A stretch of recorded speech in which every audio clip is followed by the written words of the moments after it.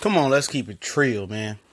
You know, Miguel Cotto been a cherry picker since he debuted at 154 pounds. Let's just keep it 100. It's your boy CJ Goodfellow back with the Boxing Clinic.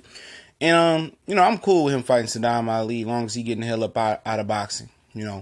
I've been bashing Cotto for years, because, I thought he could do better. And, like I said, he's one of those legends that can pick his fights. But at least you see Floyd Mayweather pick some premium fights, Pacquiao, Madonna was a premium fight. Marquez, Ricky Hatton. All these was premium fights after he made it big versus Oscar De La Hoya. And, I probably can keep going. Canelo,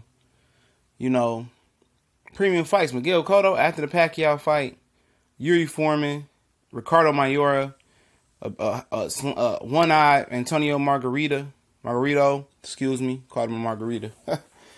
hands of plaster, that's what I call them.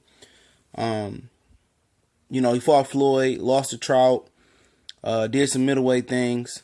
Then Yoshi Kamagai, which was a slap in the face to me, he didn't look too good in that fight either, in my opinion. But he had a long layoff. But he been cherry picking, man. Then he fought one-legged Martinez in between that. He made Daniel Gill fight at a catch weight. He fought Canelo Alvarez. From the point he moved to 154, he had 3 good opponents, I believe. 3 solid opponents, and that was Canelo, he lost to. Trout, he lost to. And Floyd Mayweather, he lost to. Oh, Delvin Rodriguez at junior middleweight as well. So, all the slack that I do get Laura, and we all get Laura, all due respect, Miguel Cotto has been, picking the worst competition, especially at 154 pounds. And every time he stepped up at that weight, he lost. Every time he stepped up at 160, he lost.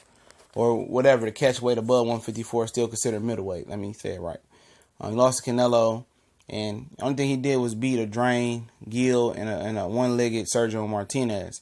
So I've been killing Cotto. I'm just ready for him to get out the game. But I respect him everything before welterweight. Big respect to Cotto, man. And Margarito just took something from him, man. I think he mentally did damage Miguel Cotto. After the Pacquiao fight, and the Margarito fight, he wasn't the same. He fought Clottey. A lot of people thought he could have lost to Clottey. Could have went either way. He just wasn't the same fighter no more. He started cutting and bleeding easily. That's how I know Margarito really cheated him. But after that 147 crap, he moved to 154. That was just a different type of Cotto. That wasn't the Billy Badass Cotto that we had knew and loved. Cotto that went, that was beating Shane Mosley down, beating Zab into submission. The Cotto that was just dangerous he was just a dangerous attacker.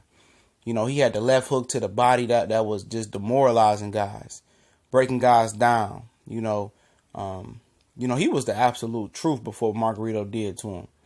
And then, he did have the skills to be able to become more of a boxer and mover once he moved up to 154. But, that really wasn't his strong suit, man. But he was great at it, though. I think when you're talking about boxing movers, he's one of the better boxing movers that can be a pressure fighter. He's probably, that I've seen in my era, he might be in the top, 5%, 3% of that category. And that category is guys that were known at lighter weight classes maybe, or at some point to be, come forward and seek and destroy type fighters. Then they might move up in weight, and then they have to just, transform and become more finesse and be able to box. He's one of the most versatile fighters of his era, I must say. Because, everybody can't go from, to being the hunter and then kind of playing the boxer and boxing the movie when they go up. Miguel Cotto was very, very skilled. And I think he don't get a lot of credit for that. Because a lot of people forget what he was at 140 and 147. He was an animal. He was an animal. He beat a good Shane Mosley, not an old Shane Mosley. He beat that real bad, And this dude is dangerous. He was dangerous. Margarita took that from him. Hands of plaster. He really did. But I'm glad to see him get out the game. I have no issue with him fighting Saddam Ali at all. this is way out, man. Let him go out, go versus a New York kid. I think it was Ali is a Brooklyn kid like Paul Malignaggi. They got a good relationship. Let him go out like that, man. Ain't no issues, man. Of course, he not gonna go out versus Charlos and guys like that. You know, last time he stepped out of his scope of cherry picking, well, Austin Trout, you know, he got beat, you know, 154. So let him just ride his way, fight a welterweight, and go out how he wants to go out, man. You know, I have no issue with it. He earned his stripes, especially before what Margarito did to him. He earned his stripes at 140, 147. He's definitely a surefire, you know, hopefully first round ballot Hall of Famer, which look like he may get in because Floyd Mayweather might fight again. We're going to do a video on that a little bit later once again. But, you know, Cotto the truth, but it is what it is. We're going to